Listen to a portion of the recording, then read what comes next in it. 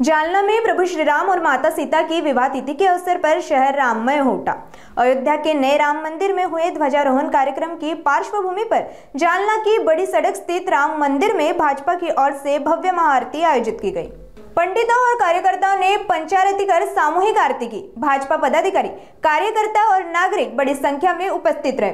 जिलाध्यक्ष भास्कर दानवे ने मीडिया से बात करते हुए इस उत्सव के आध्यात्मिक महत्व पर प्रकाश डाला। भाजपकडून महाआरती झालेली आहे, पंतप्रधान नरेंद्र मोदी यांनी त्या ठिकाणी केशरी ध्वज फडकवलेला आहे। कसा आनंद आहे, कसा उत्साह आहे? आज संपूर्ण भारतीय जनता पार्टीच्या वतीनं संपूर्ण देशामध्ये महाआरती करण्याचं आवाहन केलेलं आहे।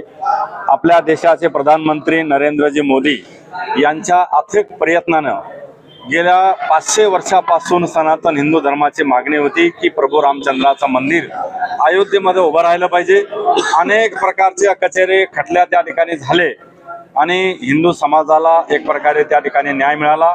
21 महिन्यापूर्वी अयोध्येमध्ये प्रभू रामचंद्राचे मंदिराची उभारणी त्या ठिकाणी झाली आणि ही सर्व उभारणी होत असताना आपल्या देशाचे प्रधानमंत्री नरेंद्रजी मोदी यांच्या विशेष प्रयत्नाने त्या ठिकाणी अयोध्येमध्ये राम मंदिर भव्य असं त्या ठिकाणी उभारलं गेलं आणि आज प्रभू रामचंद्राच्या लग्नाच्या त्या तिथीच्या निमित्तानं सुद्धा आज जालना येथील सर्व रामभक्त एकत्रित येऊन महाआरतीचं आयोजन या ठिकाणी केलेलं आहे।